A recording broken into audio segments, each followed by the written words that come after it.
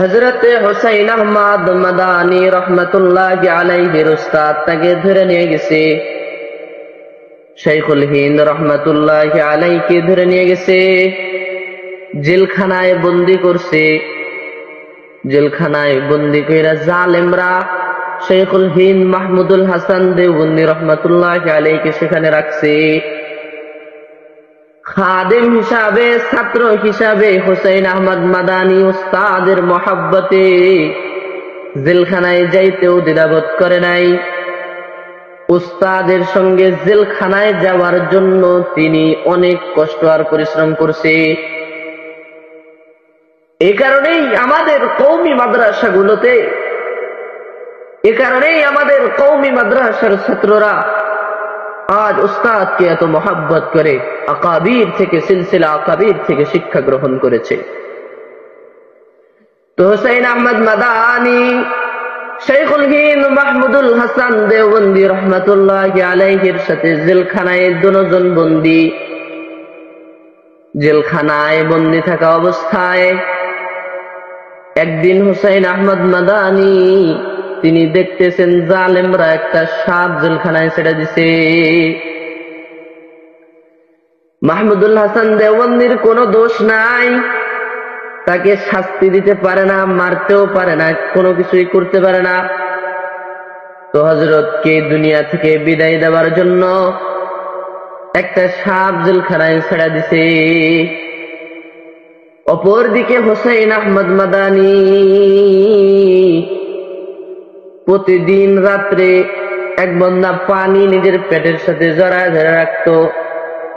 এই পানি পেটের গরমে গরমে গরমে যখন গরমা যাইত, তখন শেষ রাত্রে শাইখুল হিন্দ এই পানি দিয়ে ওযু করত, ওযু বানাইতো, তাহাজ্জুদ করত। হুসাইন আহমদ মাদানী প্রতিদিনের ন্যায় তাহাজ্জুদ পড়ার জন্য উঠছে। ওইটা মোমবাতি জ্বালাইছে, তো দেখে জেলখানার এক কোনায় একটা সাপ পানা তুলে আছে। হুসাইন আহমদ মাদানী তিনি লক্ষ্য করলেন সাপটার দিকে, তাকায়া দেখে সাপটা জেলখানায় আসার আগে ছিল অভদ্র, জেলখানায় আইসা সাপটা হয়ে গেছে ভদ্র সভ্য। সাপটাও কেমন জানি শাইখুল হিন্দের চেহারা দেখা দেখা জিয়ারত হাসিল করতেছে। এবার হুসাইন আহমদ মাদানী রহমাতুল্লাহি আলাইহি বলেন, উস্তাদের ঘুম ভেঙে গেছে। উস্তাদ যখন ঘুম থেকে উঠছে, উঠে ওযু বানাইছে, এবার নামাজের জন্য প্রস্তুতি নিচ্ছেন, নামাজ পড়ছেন। হুসাইন আহমদ মাদানী বলে, আমার ভয়, উস্তাদ জি তো এখন নড়াচড়া করে নামাজ আদায় করবে, এই সাপটা যদি আবার কামড় দিয়ে আলায় তো উস্তাদ তো দুনিয়া থেকে চলে যাবে। এ কারণে আস্তে করে হুসাইন আহমদ মাদানী শাইখুল হিন্দের কানে কানে গিয়ে বলে, হযরত ওই যে দেখেন জেলখানার এক কোনায় একটা সাপ জালেমরা ছেড়ে দিয়ে গেছে।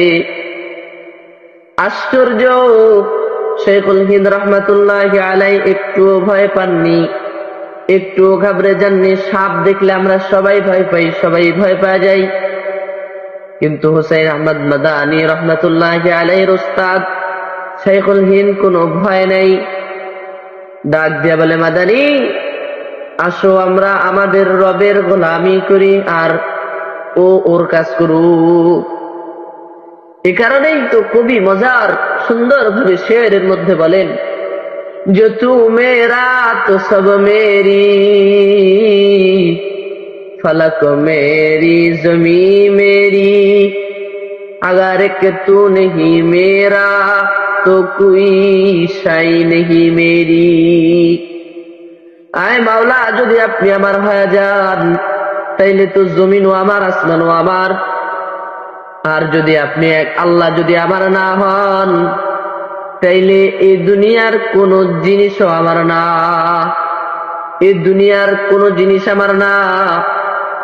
এজন্য আল্লাহ ওয়ালারা যারা আছে এরা এই দুনিয়াকে মহব্বত করে না, বরং এই দুনিয়ার মালিক আল্লাহর সাথে মহব্বত লাগায়। কবি বড় মজার ভাবে বলে, যাহা আয় বেরাদার নমানত বকস, দিলন্দর যাহা আফরি বন্দোবস। ও ভাই, তুমি এই ক্ষণস্থায়ী দুনিয়ার উপর মন লাগায় না, বরং এই দুনিয়াকে যিনি সৃষ্টি করেছেন তার সাথে মন লাগাও।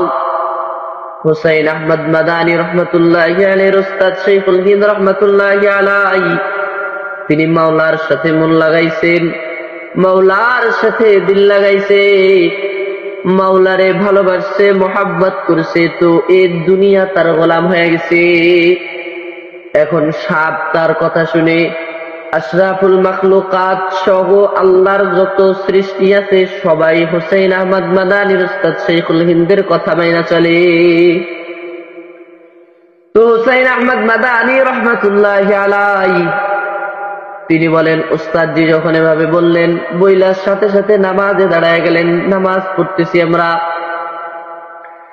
নামাজের পর শাইখুল হিন্দ রহমাতুল্লাহি আলাইহি যখন বড় তাসবির জিকির শুরু করে দিছে, মাল্টার ইতিহাস যারা লেখছে তারা বলে হুসাইন আহমদ মাদানী আর শাইখুল হিন্দের জিকিরের তালে তালে সাপটাও কিবলামুখী হয়ে সিজদা অবনত হইতেছে।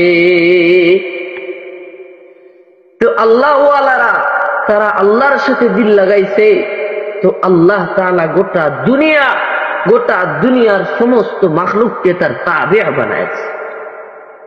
এ কারণে আমাদের কেউ ওই আল্লাহ রাব্বুল আলামিনের সাথে মোহাব্বত লাগাইতে হবে, দিল লাগাইতে হবে। তাইলে দেখবেন এক সময় গোটা দুনিয়া আপনার কথা মেনে চলবে। এমন কি যে সমস্ত প্রাণী কথা বলতে পারে না তারাও আপনার কথা মেনে চলবে। একটু চিন্তা করেন ভাই, একজন মহিলা আপনি তার প্রেমে পড়ছেন, তার সাথে দেখা করতে যাওয়ার সময় আপনি পুরুষ হয়ে ৭০ বার মেকআপ করে যান, কিন্তু কবি বড় মজার করে বলেছেন, আয় আকিল না হো গাফিল, আয় আকিল না হো গাফিল, तुझे एक दिन ए दुनिया से जाना है, तुझे एक दिन ए मुंह अपने रब को दिखाने हैं। ও জ্ঞানী, তুমি নৈরাশ হও না। হে জ্ঞানী, তুমি গাফেল হও না, উদাসীন হও না। একদিন তোমাকে দুনিয়া থেকে যেতে হবে, তোমাকে একদিন এই মুখ আল্লাহর সামনে হাজির করতে হবে। সাধারণ একজন দুনিয়ার মহিলাকে আপনার চেহারা দেখানোর জন্য পুরুষ হয়ে যদি ৭০ বার মেকআপ করা লাগে, তাহলে এই দুনিয়ার মালিক, ওই দুনিয়ারও মালিক আল্লাহর সামনে কিয়ামতের ময়দানে মুখ দেখাইতে হইলে আপনাকে কেমনে সেখানে যাইতে হবে এটা আপনি নিজেই বুঝতে পারছেন। এ কারণে আমরা যারা আজকের মাহফিলে উপস্থিত, আজকের বয়ান যারা আমরা শুনেছি, আমার পক্ষ থেকে আপনাদেরকে আমার রিকোয়েস্ট, আপনাদেরকে আমার অনুরোধ, আপনারা সকলেই ওই আল্লাহকে খোঁজার সন্ধানে বের হয়ে যান। ওই আল্লাহ যা বলেছেন তা মেনে চলুন, দেখবেন দুনিয়া আখিরাত উভয়টাই সফল। আল্লাহ রাব্বুল আলামিন আমাদেরকে এই কয়েকটা কথার উপর আমলের তৌফিক দান করে। আমিন।